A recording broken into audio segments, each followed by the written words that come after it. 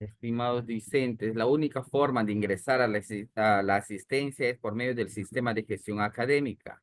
Si no le sale, salga del sistema de gestión y vuelva a entrar. Es la única forma y revise su conexión de internet. No existe otra.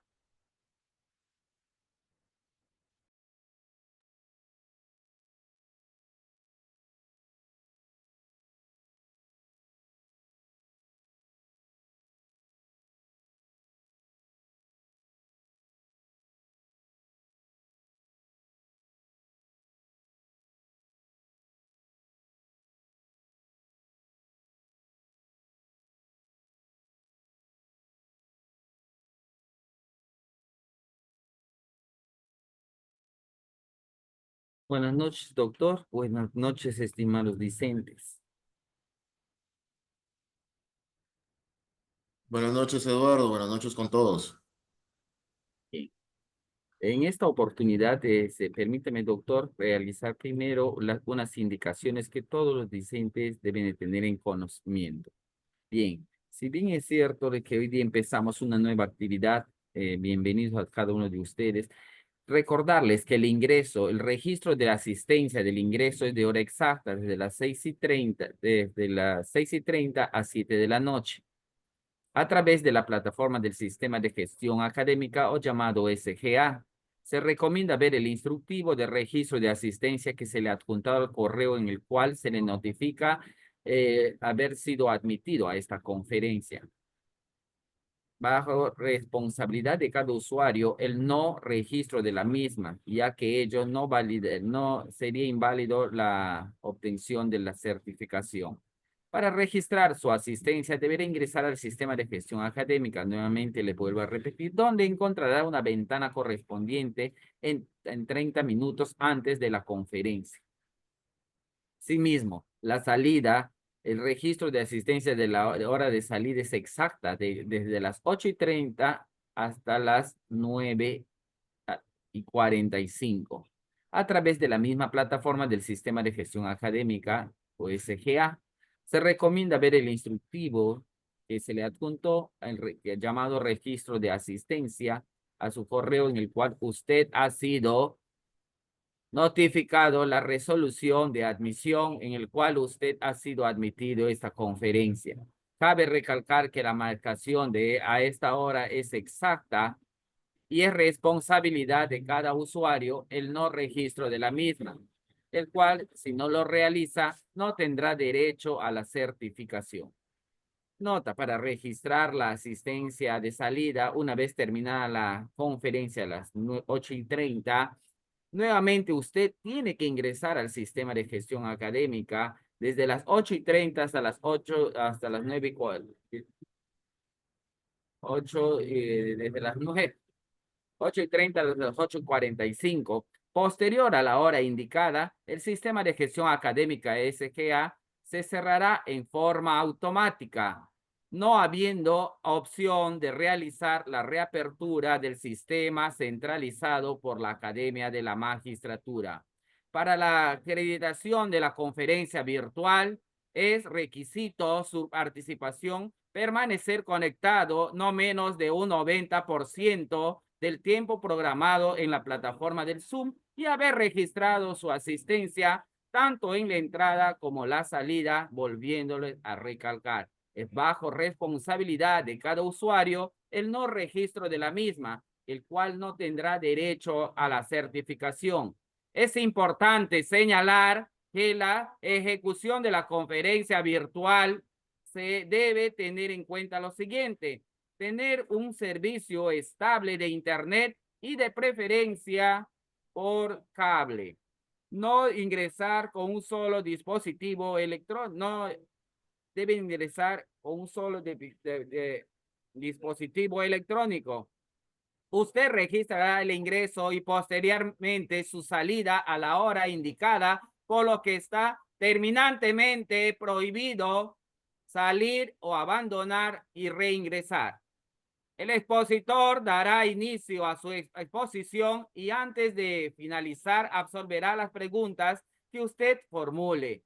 En el desarrollo de la conferencia se le pide silenciar su micro y cámara.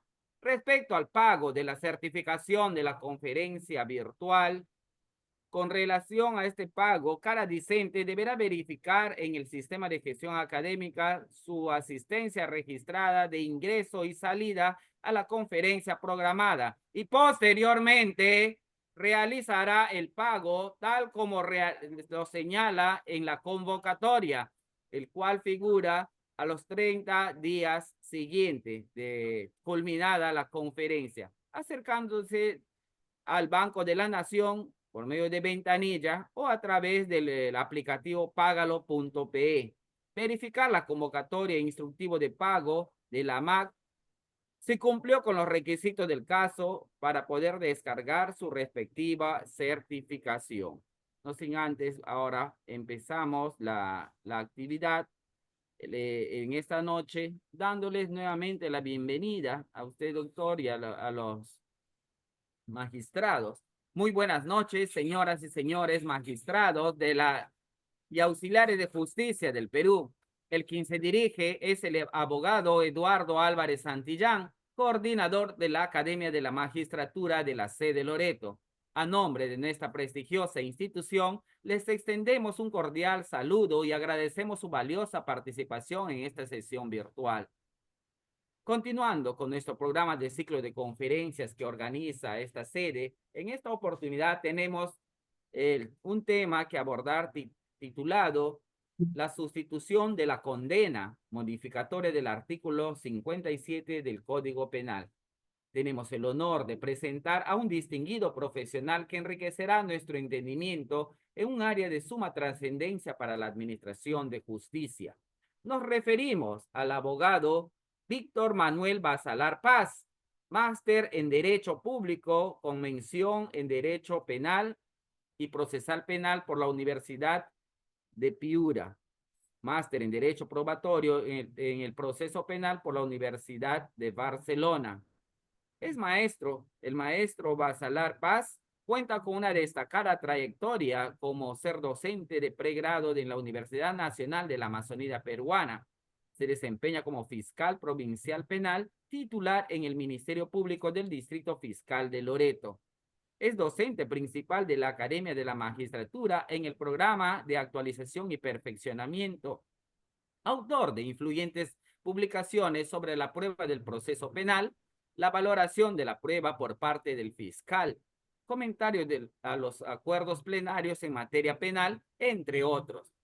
En esta oportunidad, el maestro Basalar Paz nos presenta un tema de real importancia para nuestra labor jurisdiccional titulada La sustitución de la condena modificatoria del artículo 57 del Código Penal. Dada la complejidad y la actualidad de los desafíos que enfrentamos en estos tiempos, estoy convencido de que su perspectiva será de gran utilidad para el ejercicio de nuestras funciones. Les recordamos, señores y señoras magistrados, así como auxiliares de justicia, que podrán formular sus interrogantes y comentarios a través del chat al final de la exposición, los cuales serán atendidos por nuestro conferencista. Sin más preámbulos, con el respeto y la admiración que se merece su investidura, damos la cálida bienvenida virtual al maestro Víctor Manuel Basalar Paz. Doctor, el estrado virtual es suyo. Muchísimas gracias. Muchas gracias, Eduardo. Buenas noches con todos. Mi nombre es Víctor Basalar y el día de hoy vamos a conversar sobre la sustitución de la condena, el artículo 57 del Código Penal. Por favor, Eduardo, ¿me confirma si se escucha bien? Claro, doctor, se escucha claro y se muestra Perfecto. la diapositiva. Bien, colegas, buenas noches con todos. Los felicito por dedicar un tiempo a su formación académica y efectivamente, como lo menciona el doctor Eduardo, la actual ciencia o el actual tema de la terminación de la pena en este punto del artículo 57 del Código Penal y sus modificatorias es de total importancia y de vigencia. Este tema tiene un inicio el año pasado, el 2024, nos dejó con el Acuerdo Plenario 1/2023 y las reglas que ustedes ya conocen, ¿no? Nos dejó con unas reglas para la responsabilidad restringida, para la tentativa, también para el exceso del plazo de la investigación, incluso reglas también para la disminución en delitos de cadena perpetua. No, como bien recordarán, se estableció pues en este acuerdo plenario diferentes sistemas de pena. Nos indicaban sistemas de tercios y sistemas de escalonado también para determinar la pena según si el delito tenía agravantes genéricas o tenía agravantes específicas.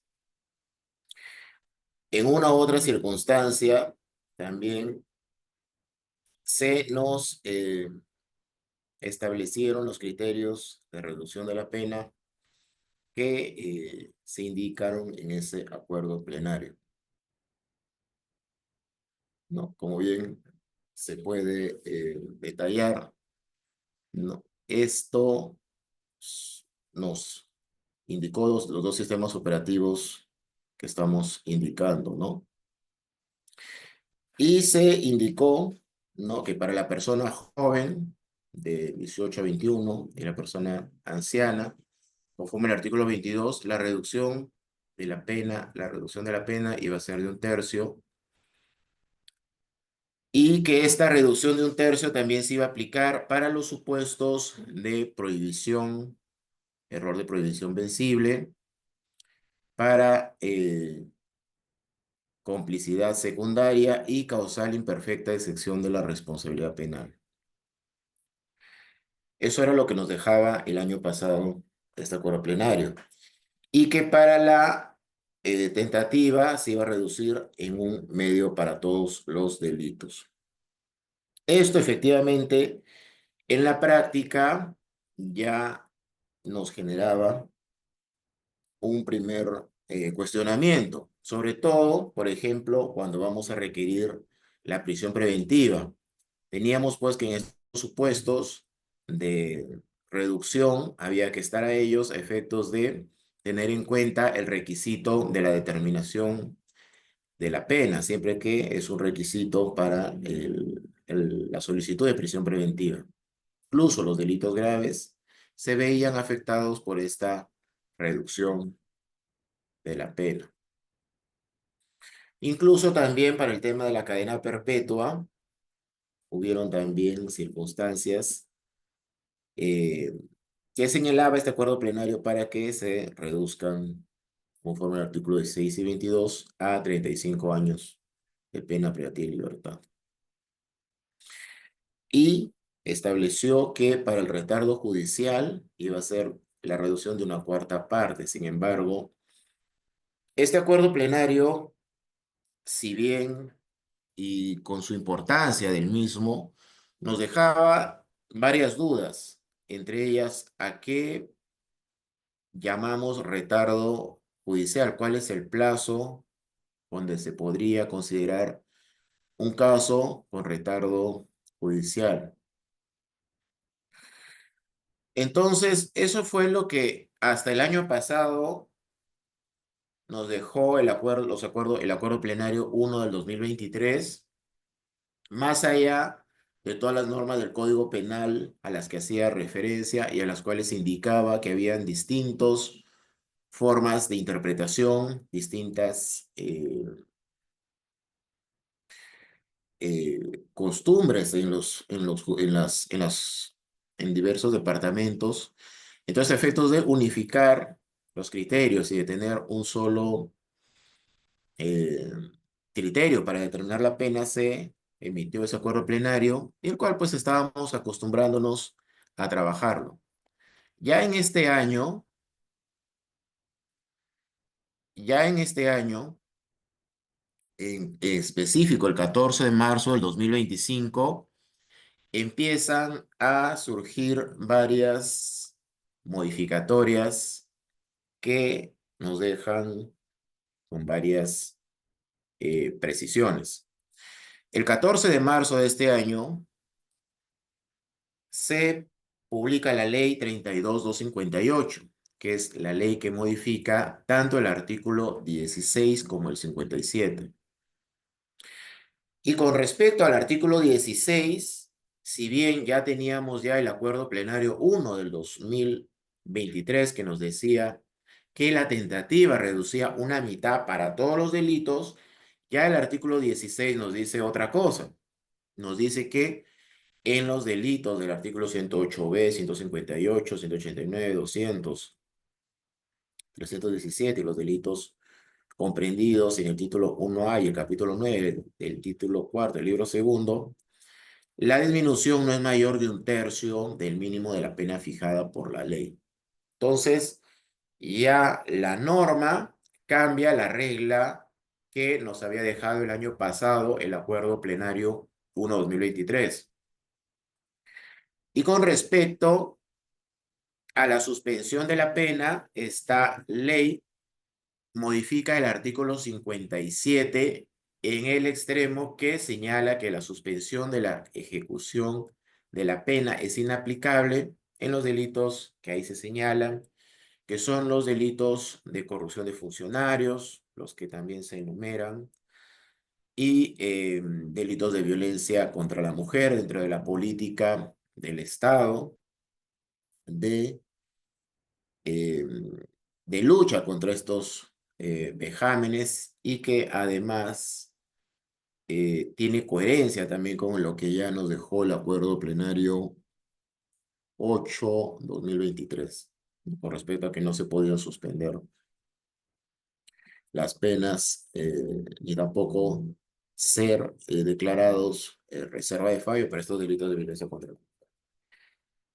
Y también menciona, ¿no?, los delitos comprendidos en el capítulo 1A y el capítulo 9 del título penal del libro segundo. ¿No? Establece que en estos casos la suspensión de la ejecución de la pena no es posible.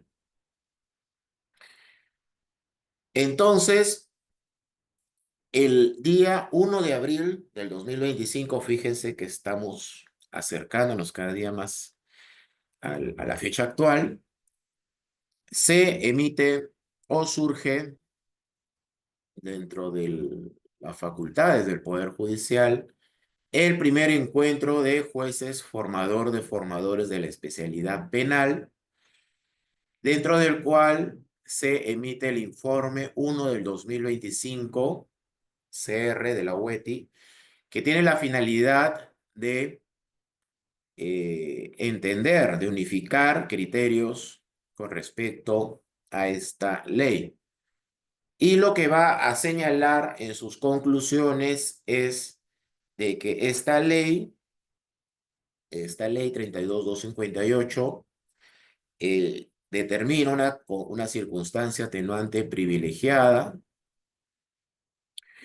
y asimismo que esta modificatoria no tendrá, al menos hasta esta oportunidad, ningún cuestionamiento en su aplicación. En el mismo sentido, en la conclusión 2, también de lo que pareciera a primera vista, podríamos realizar un cuestionamiento sobre el principio, a la vulneración al principio de igualdad, al hacer una discriminación por unos delitos. Sin embargo, este informe va a indicar que es facultad del legislador establecer distinciones y también lo va a tener por válida esta norma. Igual la conclusión 3, también en el mismo sentido, opta por el principio de legalidad y también lo va a tener por vigente y no cuestionable esta ley 32.258. En la conclusión 4 también va a indicar sobre el artículo 16 que establece este margen de discrecionalidad y que no podrá ser mayor de un tercio. En la conclusión 5 también indica que se va a tener en consideración para la aplicación de estas normas de los criterios cuantitativos del artículo 16 y cualitativos del artículo 45, los criterios que ya sabemos siempre se toman en cuenta desde la norma del artículo 45 y siguientes, y también el acuerdo plenario 1/2023 con respecto a las características especiales del imputado. Ahora, el 7 de abril de este año surge mayores precisiones en el tema que estamos abordando. Me refiero al acuerdo plenario extraordinario 2 del 2024, y es que si el acuerdo plenario 1/2023 sobre determinación de la pena nos dejaba temas sobre los cuales está, temas sobre la determinación de la pena que estamos trabajando, el acuerdo plenario extraordinario 2/2024 va a adicionar nuevas consideraciones para la determinación de la pena. Es decir, se van a crear categorías con respecto a los delitos, diferenciándolos en tres clases de delitos. El acuerdo plenario 2 del 2000, el acuerdo plenario extraordinario 2 del 2024 nos va a decir que existen tres categorías de delitos. En primer lugar, los delitos especialmente graves. En segundo lugar, los delitos graves. Y en tercer lugar, los delitos menos graves. ¿Cuál es la diferencia de estos delitos? Los delitos menos graves van a ser aquellos que tienen una pena concreta hasta los 8 años de pena privativa de libertad, en el entendido que hasta los 8 años de pena privativa de libertad puede ser suspendida en su ejecución con una motivación una motivación reforzada, pero finalmente suspendido su ejecución por periodo de prueba de 7 años. Entonces, para estos delitos menos graves, tienen un marco de hasta 8 años de pena privativa de la libertad. Los delitos graves van a ser aquellos que son de 8 años de pena privativa de libertad hasta 15 años de pena privativa de libertad. Y los delitos especialmente graves van a ser aquellos que tienen una pena de 15 años a más de pena privativa de la libertad. ¿Y con qué razón, con qué motivo se hace esta distinción novísima de los delitos? ¿Con qué finalidad el acuerdo plenario 2, extraordinario 2 del 2024, crea estas tres categorías, estas tres diferencias de delitos? Pues lo crea para modificar lo que había indicado en el acuerdo plenario 1/2023 sobre la disminución de la pena por tentativa. Recordemos que en el acuerdo plenario 1 del 2023 se había indicado que la reducción por la tentativa iba a ser de 1/2 en el extremo mínimo y en el extremo máximo.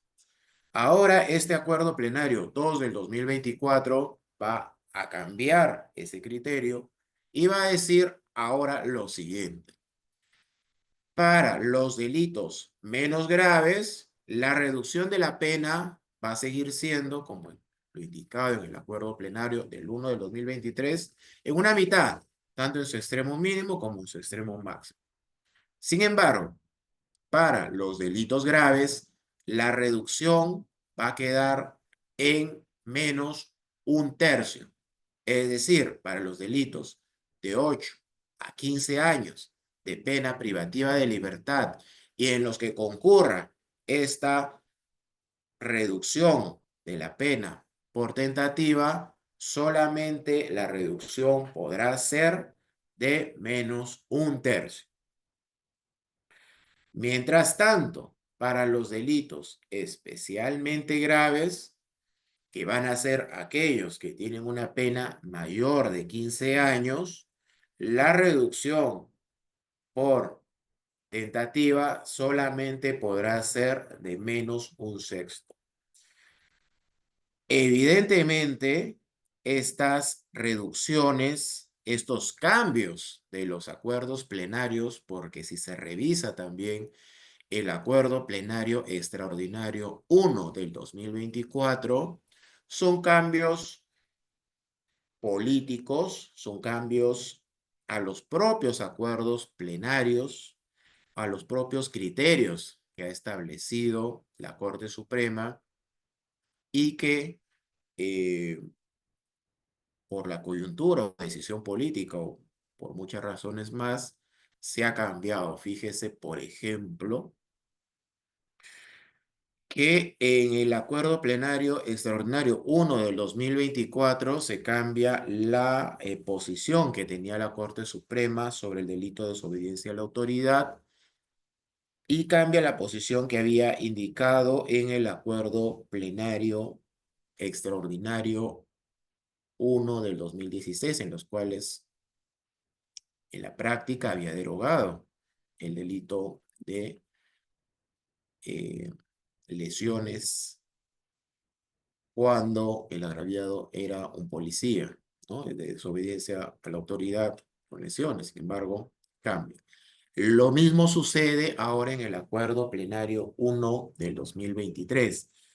El Acuerdo 1 del 2023 había indicado para todos los delitos la reducción de la pena era de 1 medio y esto evidentemente y naturalmente generó una reacción por parte de varias instituciones encargadas de la lucha contra el crimen, entre una de ellas del Ministerio Público, encargado de la persecución y preocupado por la determinación de la reducción en tentativa de todos los delitos en 1 medio. Por eso, evaluando, la Corte Suprema emite el acuerdo plenario extraordinario 2 del 2024, el cual establece una diferenciación para los delitos y una diferente reglas de reducción de la pena en los casos de tentativa.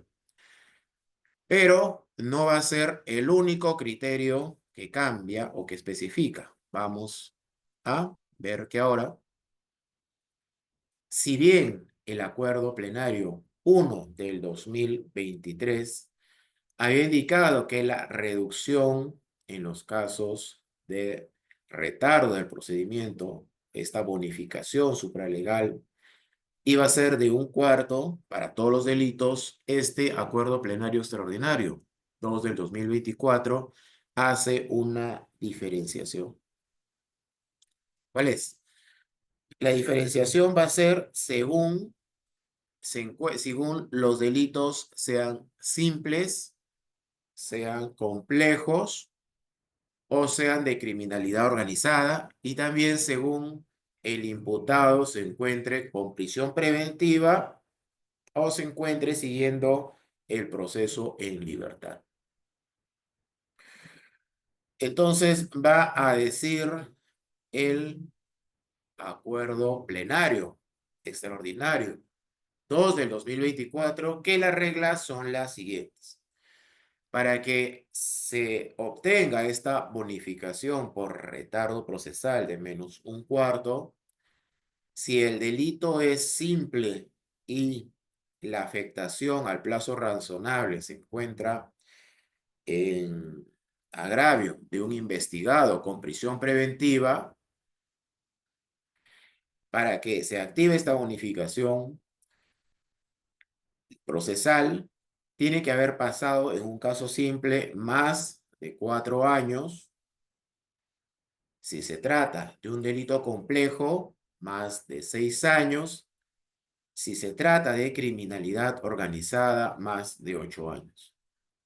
Distinto, dirá el acuerdo plenario, será si la afectación al plazo razonable se predica respecto de un imputado sin prisión preventiva, en el cual Si el proceso es simple, tendrá que ser de más de 5 años para considerar que hay que corresponde esta bonificación por retardo procesal, más de 8 años si el delito ha sido aperturado, investigado como complejo, ha sido declarado complejo, fue declarado complejo, y de 10 años si es un caso catalogado como de organización criminal.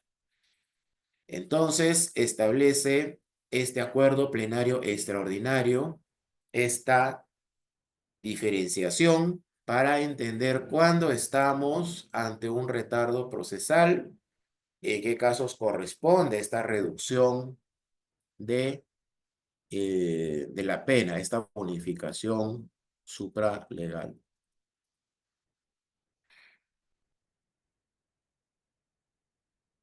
Va a indicar también el acuerdo plenario extraordinario 2 del 2024 con respecto a la determinación de la pena y prognosis de la pena para dictar las medidas coercitivas personales. Y es que efectivamente, como indiqué al inicio de esta conferencia, eh, el tema de la determinación de la pena al respecto del artículo 57, 16 y sus modificatorias, lo que establece el Código Penal, lo que establece la jurisprudencia del 2023 y ahora del 2024, es importantísima dentro para nosotros, bien parte del Ministerio Público, del Poder Judicial, para tomar nuestras decisiones dentro de nuestros casos.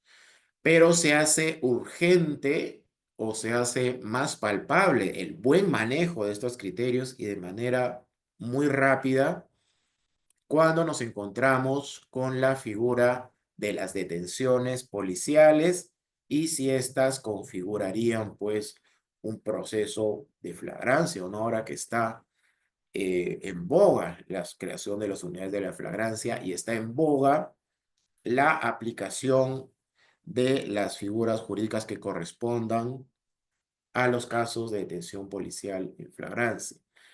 ¿Por qué? Porque ahí vamos a decidir el fiscal y decidir el fiscal si pide o no una prisión preventiva y el juez si la va a declarar fundada o no.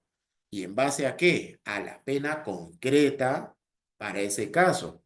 Porque va a ser la pena concreta la que nos va a indicar si en ese caso específico se supera el requisito que establece el artículo 268 del Código Procesal Penal. Recuérdese que el artículo 268 del Código Procesal Penal nos exige como primer requisito que estemos ante un delito con una pena concreta, ya nos indica la jurisprudencia, con una pena concreta, ya luego de realizar todos estos ejercicios de la ley, del Código Penal, de la jurisprudencia y de los plenarios, de los informes que realiza la judicatura, aclaratorios, para saber si en ese caso en concreto la pena va a superar los 5 años de pena privativa de libertad. Entonces, por eso es esencial, importantísimo, que en el tema de la flagrancia, que es donde tenemos que tomar decisiones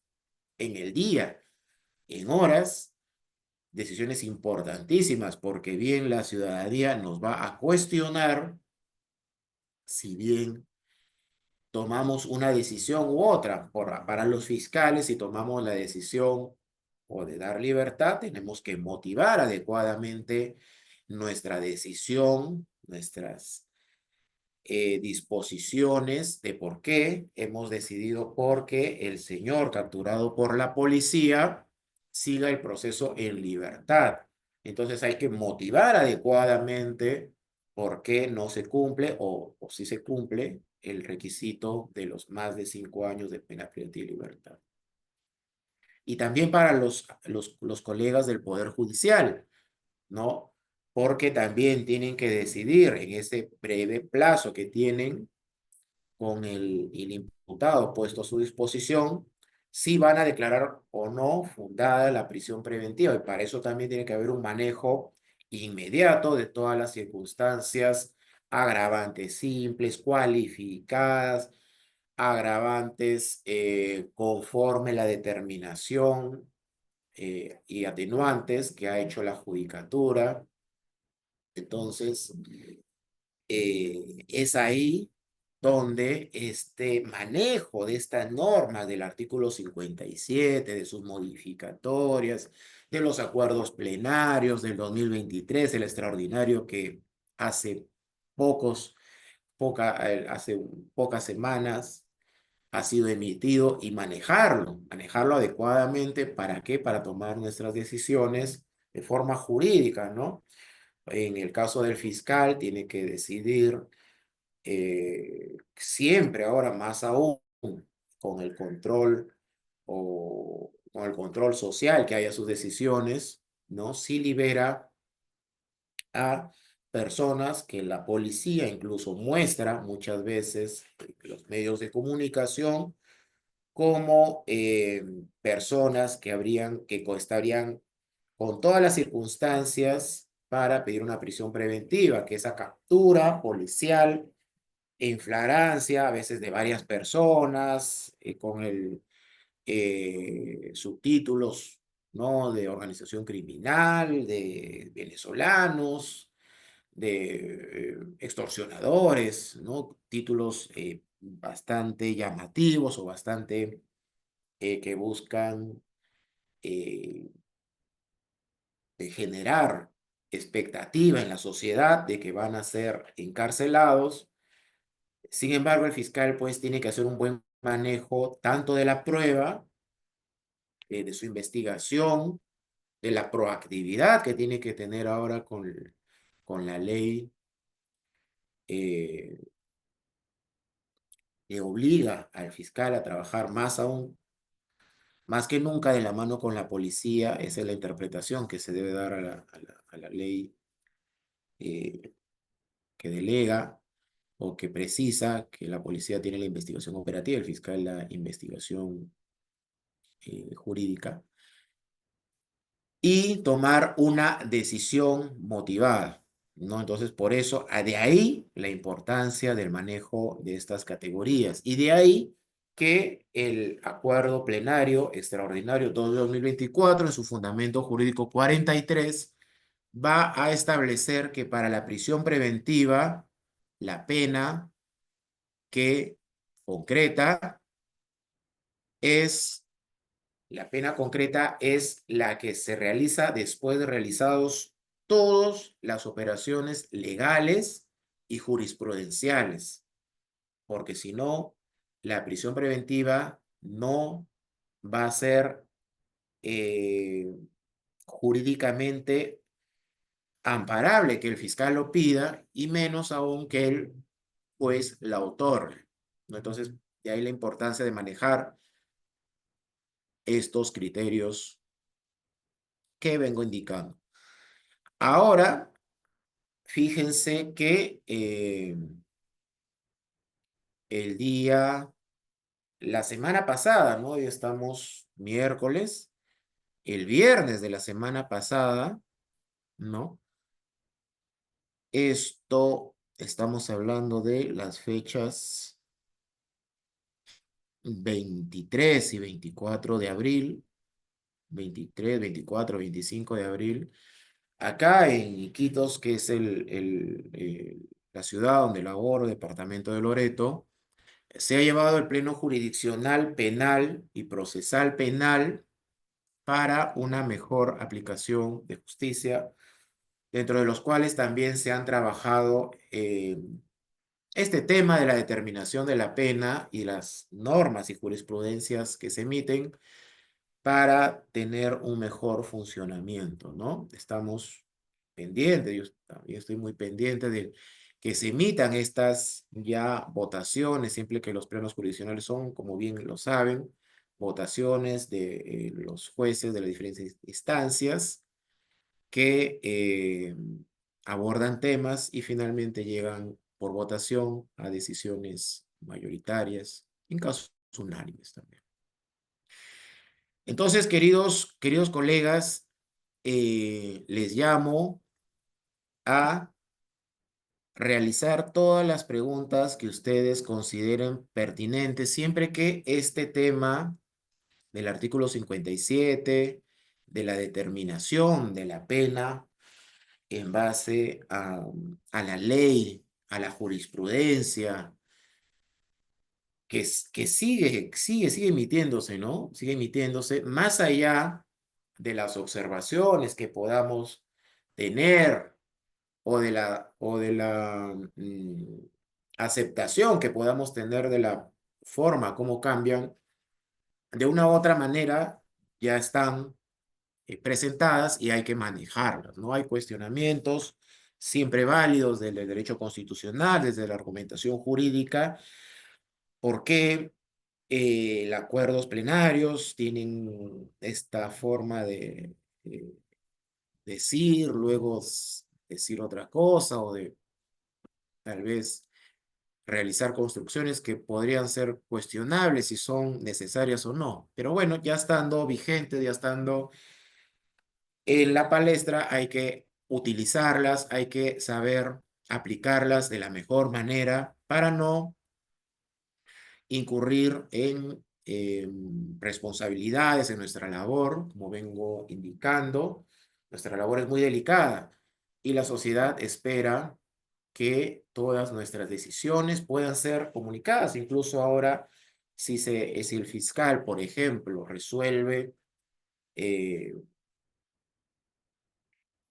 la libertad del investigado, o incluso también si pide la prisión preventiva, tiene que explicar si fuera un caso mediático, un caso de trascendencia, ¿no? Ustedes seguramente lo han visto en los medios de comunicación, tiene que explicar de manera clara cuáles son las razones, cuáles son los fundamentos, cuáles son los argumentos, ¿no?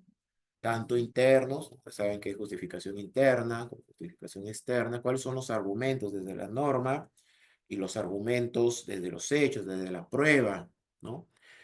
Para decidir por una u otra cosa. Por eso es que es importantísima por un lado, la valoración que hace de los elementos que se le presenta la policía como de ya la determinación concreta de la pena para poder decidir si a ese imputado o esa que se presenta como banda criminal le va a pedir o no una prisión preventiva, y para ello tiene que tener un manejo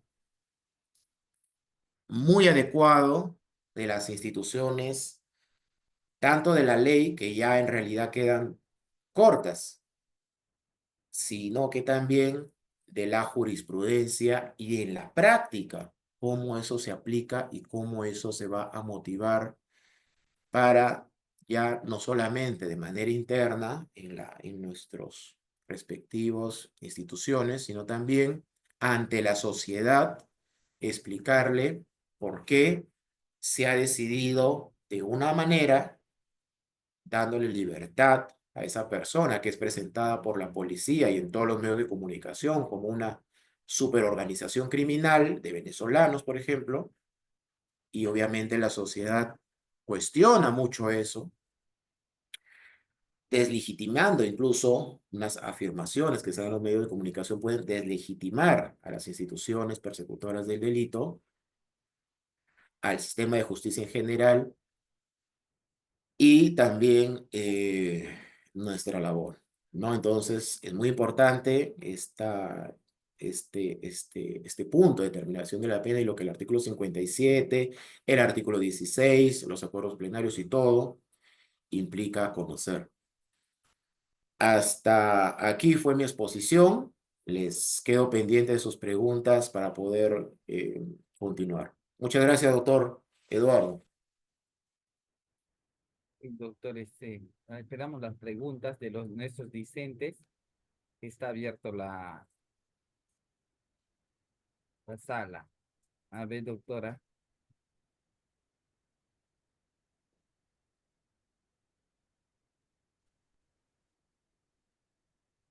Doctor, permítele a la doctora a que su audio, por Sí, favor. sí, le voy a permitir. He apuntado mi correo electrónico por si gustan material sobre este tema y también sobre otros para que puedan eh, tenerlo a la Doctora mano. Ivette, A ver, Evelyn Patricia, a ver. Sí, buenas, muy buenas noches, ¿se me escucha? sí, Sí, se escucha, doctora. perfecto. Eh, gracias, doctor. Muy buenas noches con todos. Bastante interesante la disertación que se ha efectuado, dado que se ha dado diversas modificaciones, ¿no? Doctor, si fuese posible, por favor, ejemplificar con uno o dos casos prácticos lo explicado, ¿no? Durante la presente conferencia. Muy agradecida, doctor. Muchas gracias. Claro que sí, Beth. Por ejemplo, lo que cambió, lo que ha cambiado ahora, y que es lo más palpable, es con respecto a la tentativa. Supongamos que estamos en delito de hurtos simple y lesiones simples y que estos quedan en tentativa. Entonces, lo que dice el acuerdo plenario extraordinario 2 de 2024 va a decir que para todos estos delitos que no superan los 8 años y quedan como tentativa, la reducción de la pena va a ser de 1/2. En este sentido, todavía conservamos nuestro esquema del acuerdo plenario 1 del 2023, es decir, que nuestro extremo mínimo y nuestro extremo máximo de la pena en caso de tentativa va a ser reducido a la mitad. Otro ejemplo, siempre dentro del primer criterio. Nosotros conocemos, ¿no? Que, por ejemplo, existen los delitos aduaneros también, ¿no es cierto? Estos delitos, por ejemplo, llegan a 8 años, ¿no? Si hacemos una motivación en algunos delitos, ¿no? Unos delitos que tienen sus agravantes por el monto, tal vez, por ejemplo, llegan a 8 años por la política criminal del Estado, que tiene un interés especial en perseguirlos. Sin embargo, si es una persona que pues no tiene mayor, no es reincidencia, no tiene antecedentes, no tiene varias circunstancias, y con una motivación reforzada, esto no va a pasar, este delito no pasaría a los 8 años. Y si es en tentativa, se le va a reducir la mitad de la pena en, en el trabajo de la determinación de la pena. Si estamos en otros delitos que tienen de 8 a 15 años, por ejemplo, un caso de robo agravado, que no tenga mayores agravantes, ¿no? Sabiendo que la pena es de 12 a 20 años, es una persona que no es reincidente, es primario, no hay otro, es un robo agravado común que se puede dar entre dos personas, estas personas que bajan de una moto lineal y con violencia nos quitan las cosas. Ahora indica el acuerdo plenario 2, el acuerdo plenario extraordinario 2 del 2024, lo va a catalogar esta clase de delitos que tienen de 8 a 15 años como delitos graves, ¿no? Lo primero que vimos, eran delitos menos graves en la categoría que hace el acuerdo plenario extraordinario, y ahora estamos en delitos graves, simplemente delitos graves, que son los de 8 a 15. Ahí dice el acuerdo plenario, por ejemplo, en esta, en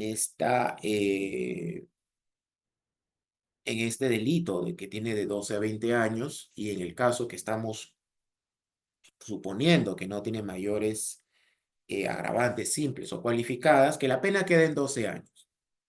Entonces, si es una tentativa, el acuerdo plenario ha indicado que la reducción va a ser de solo 1/3, ¿no? Entonces, para nuestro caso, de 12 menos 1/3, que sería 4, la pena quedaría en 8 años, ¿no? Esa es la segunda categoría que establece este acuerdo plenario.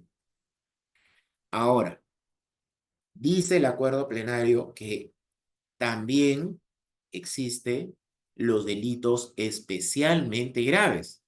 ¿Cuáles son los delitos especialmente graves? Son aquellos que tienen más de 15 años de pena privativa de libertad. Por ejemplo, los delitos que conocemos son sancionados con cadena perpetua: la violación sexual, el secuestro con muerte, las extorsiones también agravadas. Todos los delitos que tienen una especial incidencia, una especial afectación, si bien sabemos que todos los delitos por su propia naturaleza afectan de manera última los bienes jurídicos de las personas, son los delitos especialmente graves los que van a afectar de manera eh, especialmente eh, a la sociedad, por lo que se considera que la reducción solamente va a ser de un sexto. No piénsese en cualquier delito de estos indicados: violación de libertad sexual, que tienen pues eh, eh, la pena de cadena perpetua, por ejemplo. Piénsese, por ejemplo, en el robo agravado con subsecuente muerte, ¿no? Que también se da acá en Loreto. Se ha dado un caso, ¿no? Un señor, eh, dueño de un chino. Entonces, si esto quedaría en tentativa, la reducción solamente sería de menos un sexto, ¿no? Si, por ejemplo, un caso de este, se realizó el robo, se le quiso matar, por X razones no llegó a fallecer, que era el delito en tentativa, agravado con subsecuente muerte en grado de tentativa. La cadena perpetua, que es de 35, solamente sería reducida en un sexto, ¿no? Que serían un aproximado de 7 años. Es decir, la cadena perpetua se reduciría solamente un sexto. Entonces, esos son las reglas que ahora nos da el Acuerdo Plenario Extraordinario 2 del 2024. Y que, como reitero, y es necesario así adoptarlo, son esenciales, sobre todo nosotros, operadores de justicia, fiscales, que tenemos que decidir dentro del plazo actual de la investigación fiscal en flagrancia en 48 horas sobre la libertad o sobre requerir una prisión preventiva. Ahora, requerir una prisión preventiva, conforme ya a toda la jurisprudencia que hay, tiene que establecer el rango más alto de sospecha grave, ¿no? Entonces tenemos que estar tanto como la prueba, que si quieren material sobre la prueba, ahí está mi correo para enviarles el libro personal, y también sobre la determinación de la pena, es decir, no solamente que esté acreditado, sino que estos hechos que están acreditados sobrepasen los 5 años de pena privativa de libertad. Espero, Evelyn, que haya sido absuelta tu consulta. Muchas gracias y te felicito por participar en este evento. Muchas gracias a usted, doctor. Doctor, buenas noches. Hola, Elma, buenas noches. ¿Cómo se encuentra? Sí, gracias, doctor. Yo tenía una duda, doctor, con respecto a las modificaciones con los acuerdos plenarios. Me asalta la duda. En el acuerdo plenario 1-2023, en los casos de cadena perpetua, señalaba una bonificación por conclusión anticipada y decía 35 años.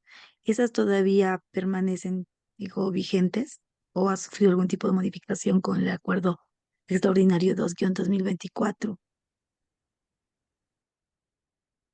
Sí, la El acuerdo plenario 1 del 2023, como bien indicas, también contenía reglas sobre la cadena perpetua. En el caso de conclusión anticipada, no establecía, como bien lo indicas, que se reducía a 35 años. El acuerdo plenario extraordinario 2 del 2024, con respecto a eso, a este punto específico de la cadena perpetua y la bonificación por conclusión anticipada, no lo ha abordado. Sigue vigente en ese punto lo dispuesto en el acuerdo plenario 1-2023. Gracias. Gracias, Elma, a ti por tu pregunta. Felicitaciones también por dedicar tu tiempo a este evento. Doctor, buenas noches. Buenas noches, Evelyn. ¿Cómo se encuentra? ¿Qué tal, doctor? Sí, muy agradecida por la exposición que acaba usted de ilustrarnos. Doctor, la pregunta que yo le quiero realizar es en cuanto a al acuerdo plenario 1-2023, si los delitos especialmente graves en ese entonces, cuando ha estado vigente el acuerdo plenario, se van a aplicar la disminución de la mitad de la pena en los casos de tentativa. Esa es mi pregunta, doctor.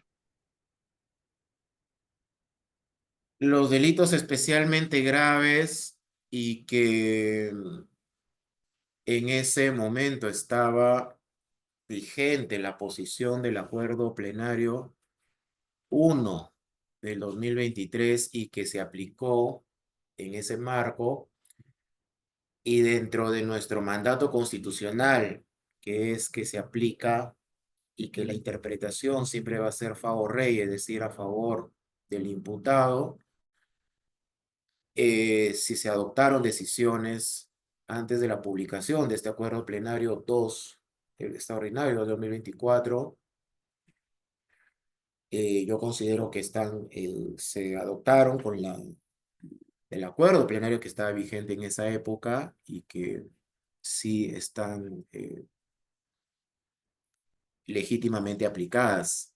Desde la vigencia de este acuerdo plenario extraordinario 2 del 2024, que es, como les indiqué hace muy poco tiempo, ¿no? Este está desde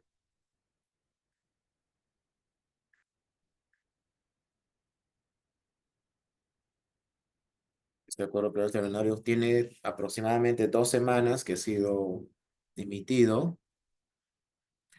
Recién a partir de ahí sería aplicable, ¿no? Mientras tanto, antes habían otras reglas cuestionables, tal vez, pero era lo que estaba vigente en esa época. Yo creo que sí sí se aplicaron en base a ese acuerdo plenario, a los criterios que habían ahí. Sí, ya recién con la emisión de este nuevo acuerdo plenario para adelante, ya las reglas cambian y recién será los casos que se someten a este acuerdo plenario todo 2024 los que van a poder tener esta aplicación. Los anteriores yo considero que no. Espero haber respondido su pregunta, doctora. Y asimismo le agradezco mucho por la misma y también por su tiempo dedicado a este evento.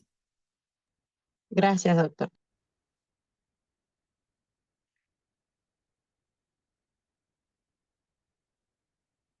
Doctor, permítele al doctor Miguel Ángel Fernández. Está levantando la mano.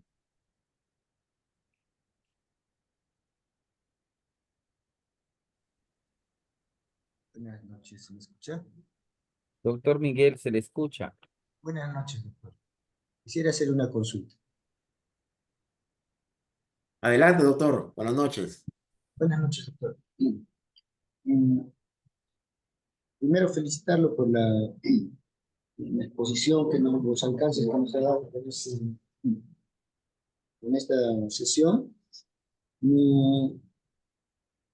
Más que mi pregunta, en todo caso, sería una duda que tengo, ¿no? Antes de esta modificatoria, se podía escuchar, se podía ver, ¿no? En los medios de comunicación, en distintos lugares que se dictaban prisiones preventivas para aquellos delitos culposos, ¿no? Específicamente para homicidios culposos, ¿no? Con esta modificatoria,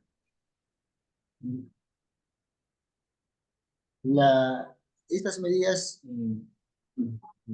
no van a ser posibles, ¿no? Que se tomen, porque la pena que está previsto para el 211, ¿no? La pena máxima es 8 años. Y tomando en cuenta la modificatoria, el límite, ¿no? Para poder suspender una pena serían de 8 años.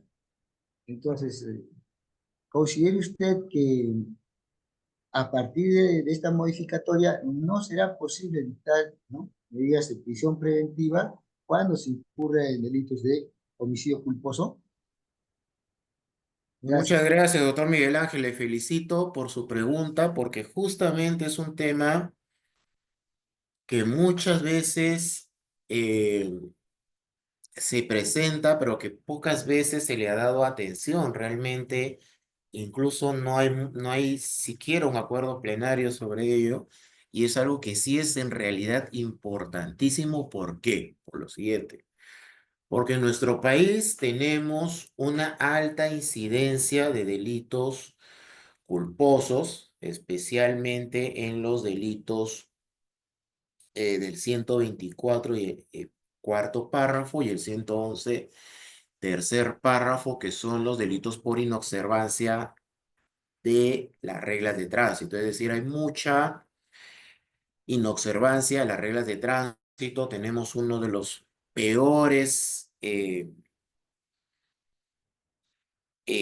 sistemas de tráfico en el mundo, y ello también tiene su reflejo en muertes, accidentes, que obviamente es algo que también la sociedad y a nosotros mismos nos preocupa. ¿Por qué? Porque nosotros, un familiar, un amigo, puede ir en la calle tranquilamente y por una inobservancia de las reglas de tránsito, que en principio parece no muy grave, porque como bien lo indica el doctor Miguel Ángel, las normas no son muy altas, la del 8, la del cuarto párrafo del artículo 124 de una pena de 6 a 8, de 4 a 6, si no me equivoco, y la del 111 de 6 a 8.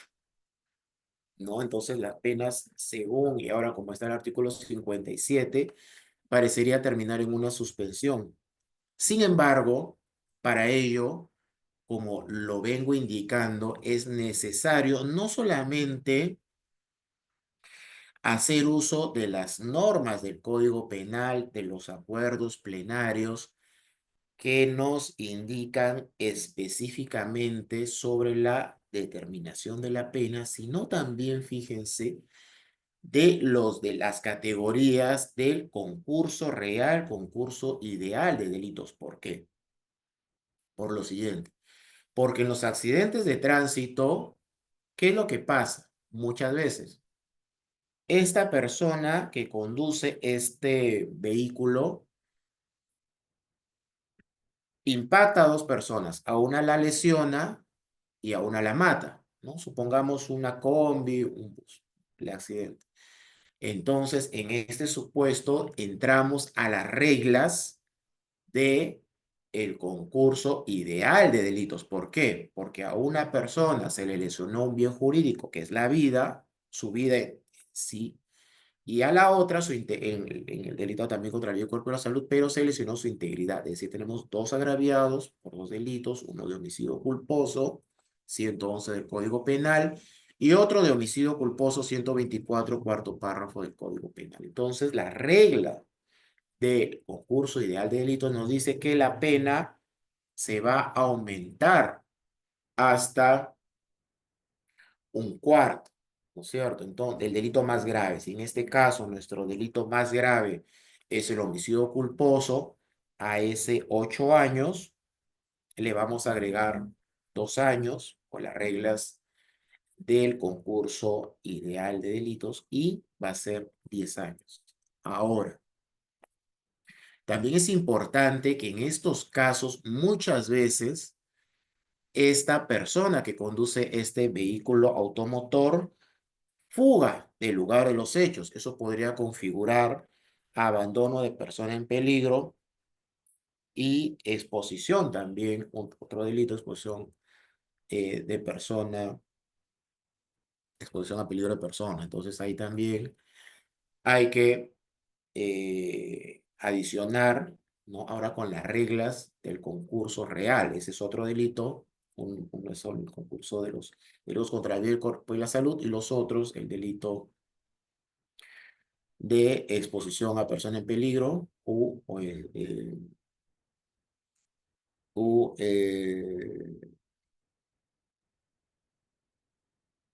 u omisión de ayuda, ¿no? Omisión de socorro.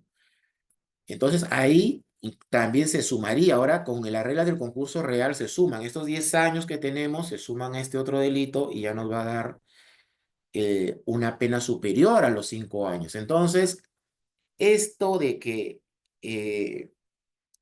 parecería ser una regla de que en los delitos culposos no se pide una pena privativa de libertad, en realidad, en la práctica, y yo se los digo en la práctica porque así se presentan, sí se pide prisión preventiva y además la prisión preventiva tiene unas reglas, ¿no es cierto?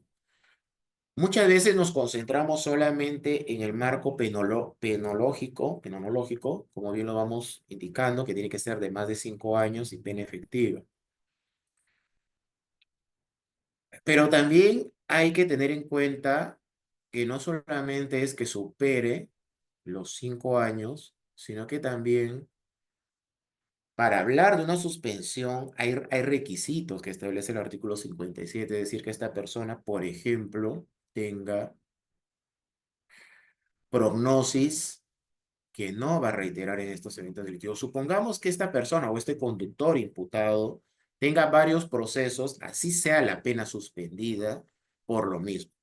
Evidentemente ahí no hay una prognosis. Y si en estos casos que ha sido suspendida la pena, ni siquiera hubo un pago de la reparación civil, podemos ir ahora al artículo 269, que establece como un criterio para evitar la prisión preventiva que se tenga en cuenta la actitud o la reparación civil que ha cumplido, la actitud del imputado en el proceso, en ese proceso o en otros, porque no ha cumplido.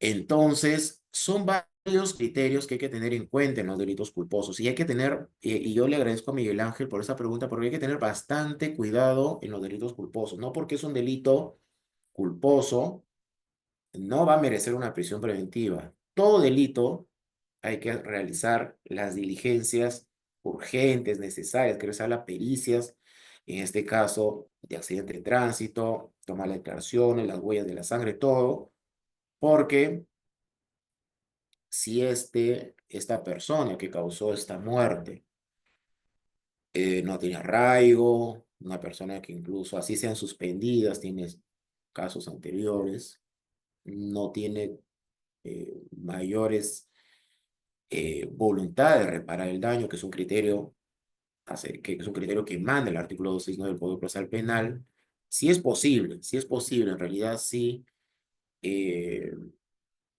una tarea pendiente que también tengo académicamente trabajar de los delitos culposos, porque se entiende eso, ¿no? Se entiende, y más aún ahora con las modificatorias que hay, se podría entender, ¿no? Ah, delito culposo, la pena es de 6 a 8, a las justas pasa a los 5 años, entonces yo creo que no le voy a pedir, no.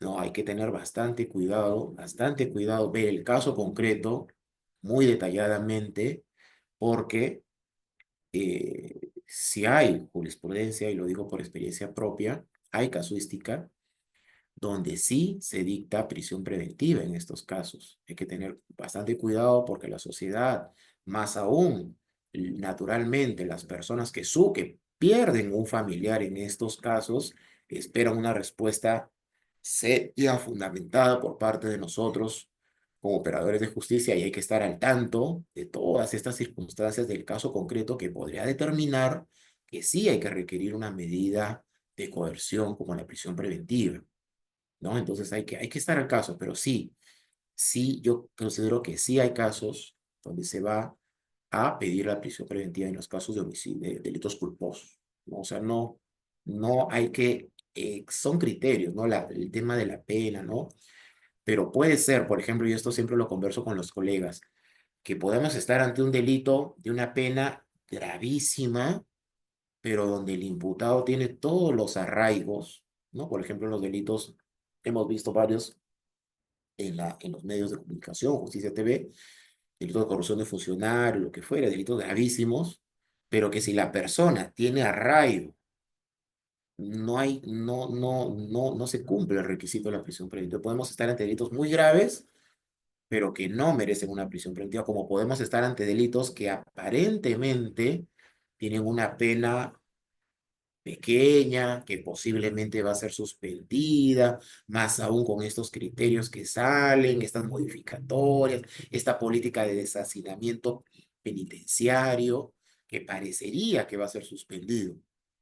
Pero hay que ver el caso concreto que puede tratarse, así sea un delito de no muy pena grave, de una pena que digamos grave, una pena muy alta, pero sí va a merecer una prisión preventiva, ¿no? Entonces, la conclusión sería que pueden haber casos con penas probables altísimas que no necesitarían prisión preventiva, como pueden haber casos que aparentemente tienen una pena pequeña, pero que sí van a cumplir los requisitos de la prisión preventiva. Hay que estar al caso concreto y estas herramientas, estas categorías y la práctica sobre todo nos va a ir enseñando cómo decidir de la mejor forma, argumentando, motivando razonablemente nuestras decisiones frente a cualquier cuestionamiento institucional o social.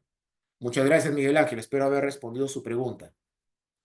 Y le felicito nuevamente por este tiempo que dedica a esta conferencia. Gracias a usted, doctor. Doctora Chubitsa Lucero. Sí, buenas noches. Yes. Buenas noches.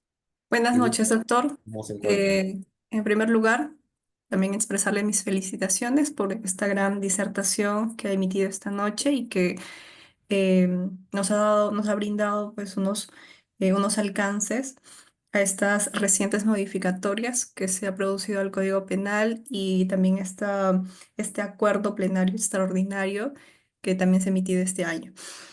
Tengo una duda respecto a la modificatoria que ha sufrido el artículo 16 del que regula la tentativa. En su segundo párrafo, como usted lo indicó, se ha reducido la reducción de la pena a 1/3 para determinados delitos. Entre ellos está el robo agravado, artículo 189, en donde dice que la disminución será de 1/3, no mayor de 1/3.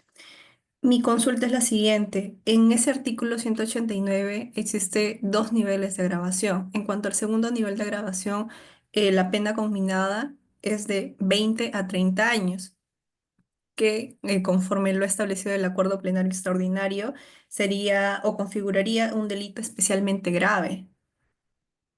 Entonces la disminución es de 1/6 en ambos extremos de la pena. Mi consulta es, ¿cuál sería el quantum de la reducción punitiva que se aplicaría? ¿La prevista en el artículo 16 del Código Penal o la establecida en el Acuerdo Plenario Extraordinario 2/2024? Muchas gracias, Yubixa, por su pregunta. Muy, muy importante. Efectivamente, ya emitido el acuerdo plenario extraordinario 2 del 2024, así sea hace muy pocos días, ya entra en vigencia y es de aplicación por los operadores de justicia. Entonces, si nos encontraríamos ante un supuesto de una pena como la que usted indica, que es de robo agravado, el segundo párrafo con estas penas superiores a los 15 años, sería de aplicación el mismo, es decir, el acuerdo plenario extraordinario, que manda a solamente que sea posible la reducción del 1/6 y ya no del 1/3. Espero haber respondido su pregunta, Yubixa Lucero, y asimismo le agradezco por la misma y también por el tiempo que ha dedicado a este evento.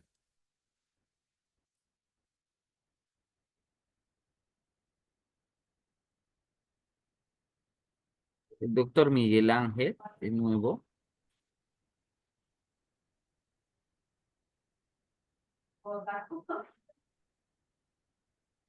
Doctor Miguel Ángel. Creo que quedó levantada su manito de la anterior participación. Doctor Miguel Ángel, ¿tendrá alguna pregunta? Ya hice la pregunta, doctor. Gracias. Ok. Ya. ¿Algún otro discente que desea hacer alguna pregunta?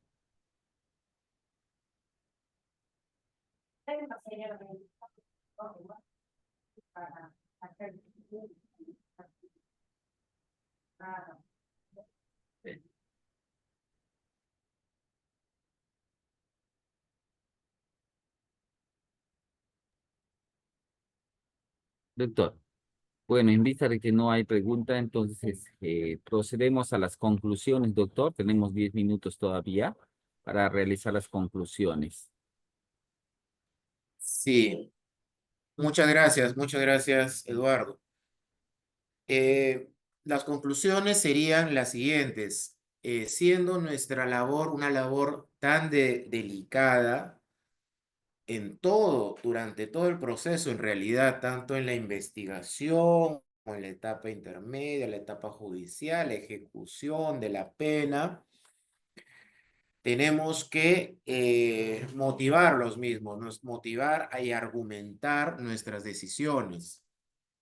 Motivarlo exige un conocimiento no solo de la norma penal, sino también de la jurisprudencia. Y de la jurisprudencia se nos presenta como cambiante, estamos viendo que casi semanal. Estamos teniendo plenos jurisdiccionales que se han dado este fin de semana que ha transcurrido. Es decir, que para tomar y adoptar nuestras decisiones dentro de todo el proceso, sin embargo, yo considero que donde se hace urgente o donde se hace palpable esta necesidad de manejar estos criterios, de manejar toda esta jurisprudencia y las normas y las categorías del derecho, es durante lo que nosotros conocemos los fiscales como el turno fiscal y también los colegas del Poder Judicial como su turno judicial. ¿Por qué? Porque son solamente 2 días y es más, a veces la policía informa del delito ya pasadas varias horas de la detención, sin embargo el plazo ya se computó. Recuérdese que el plazo de la detención se computa desde que el ser humano es detenido, es privado de su libertad, así se haya comunicado o no al fiscal, se hayan realizado diligencias de investigación o no, ya el plazo corre. Y concluidas las 48 horas, el fiscal tiene que tomar una decisión grave, muy grave, porque darle la libertad a una persona que es presentada por la autoridad policial como el autor de un evento delictivo grave también, es una decisión que debe estar debidamente fundamentada, pero tampoco se puede permitir que un fiscal por presión mediática no tenga bien puestos sus valores y pida una prisión preventiva solamente por pedirlo.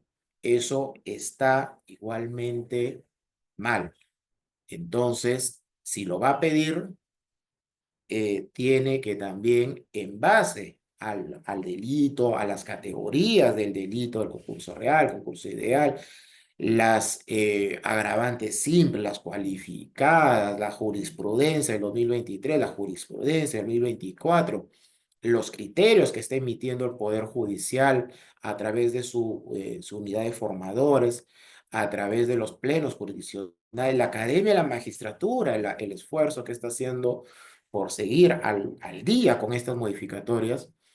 Entonces, todo eso, nosotros como jueces o fiscales tenemos que tener un manejo adecuado, adecuadísimo, para tomar una decisión fundamentada y que no se nos diga que esa de lo que decidimos, porque finalmente tenemos que tomar una decisión.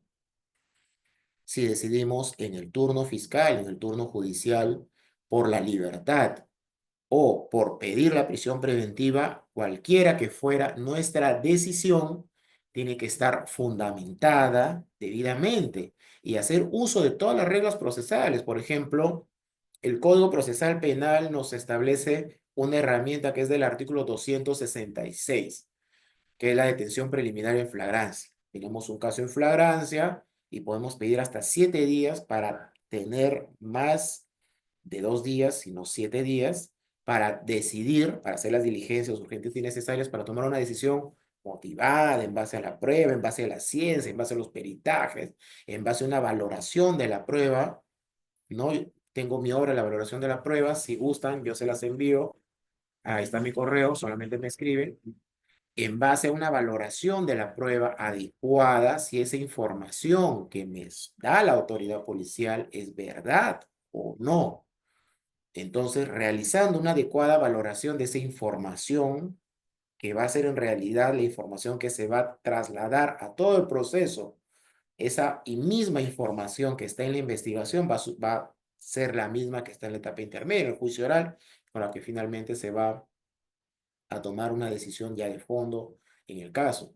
Pero es el fiscal que tiene que hacer un control de esa información y ya con las herramientas que estamos conversando el día de hoy, el artículo 57 y los acuerdos plenarios, tomar una decisión argumentada, motivada, una decisión que en base a razones lógicas, tanto la razón lógica inferencial, que todos conocemos, la de Aristóteles, ¿no? De un supuesto hecho consecuencia jurídica, pero también que esas premisas sean también justificadas, es decir, ¿por qué yo considero de que esa arma efectivamente la tenía esta persona que es presentada como miembro de una organización criminal, como tenencia de armas, porque esta droga yo valoro que efectivamente así, por qué valoro que la intervención ha sido buena o mala, por qué valoro que se han vulnerado o no derechos fundamentales, por qué valoro finalmente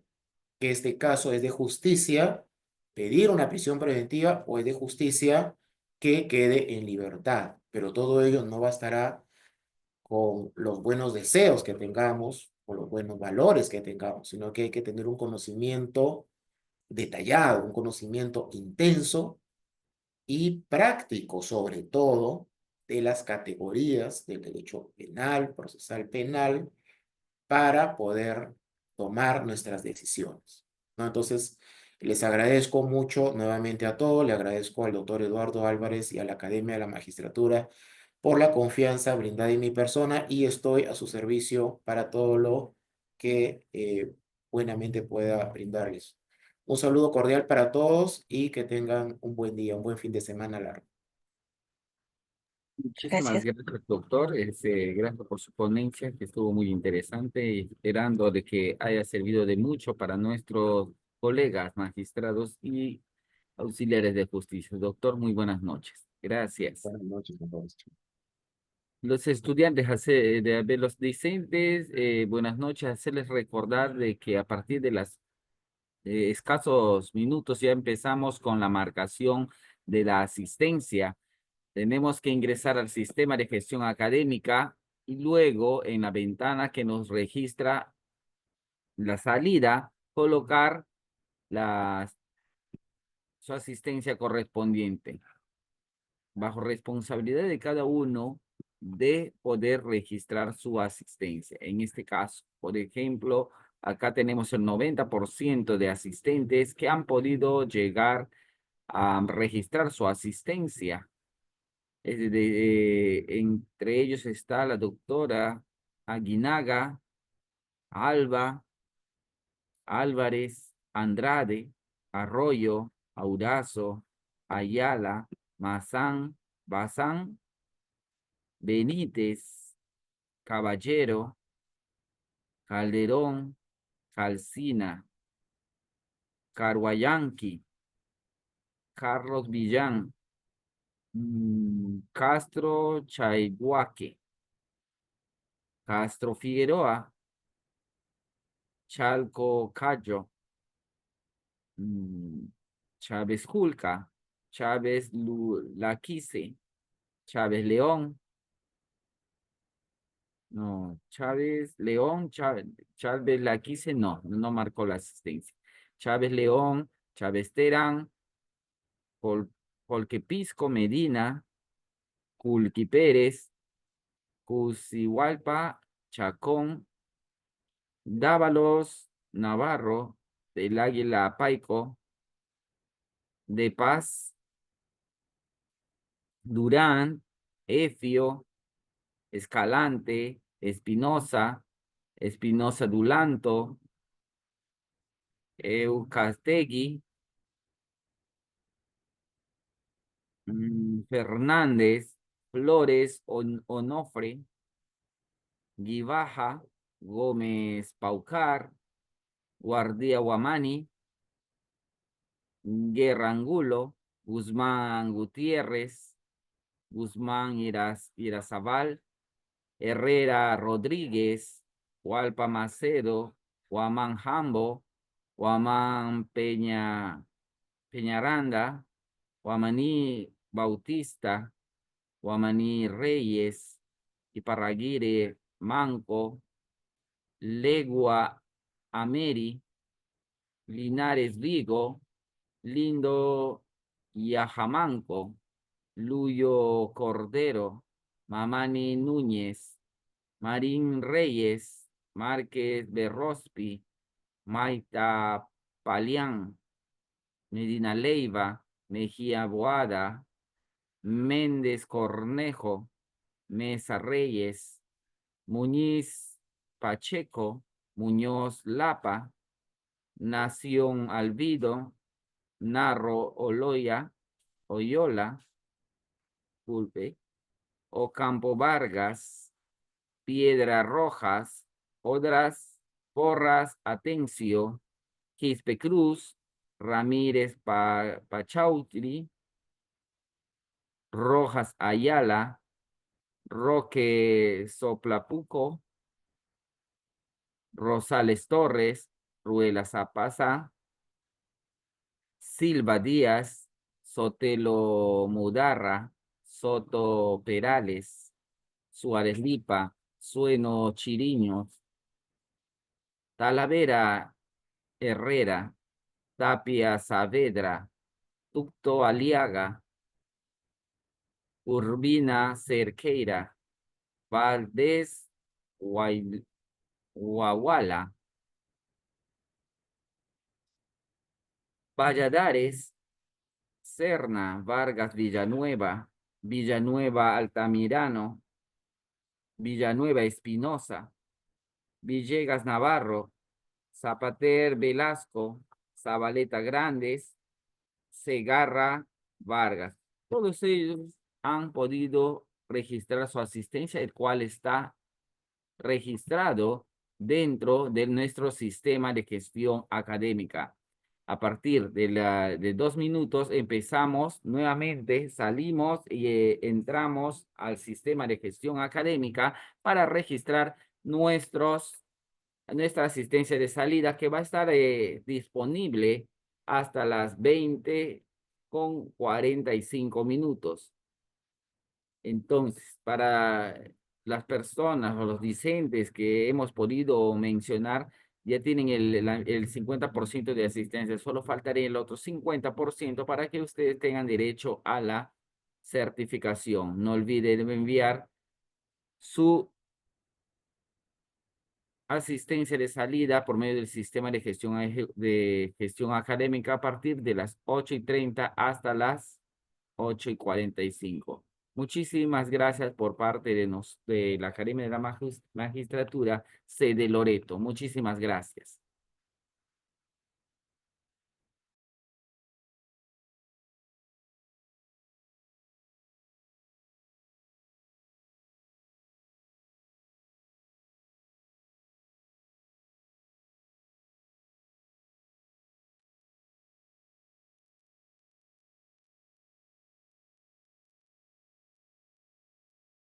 Los discentes que no pueden registrar su asistencia, pues, se les hace hincapié que salgan del sistema y luego vuelvan a ingresar hasta que puedan registrarlo, porque muchas veces se congestiona en el momento de querer ingresar y me quedo ahí. No, salir y volver a ingresar porque no hay otra forma, así como realizaron su asistencia en la entrada, lo tienen que hacer por medio de la salida. No hay otra forma. Muchísimas gracias.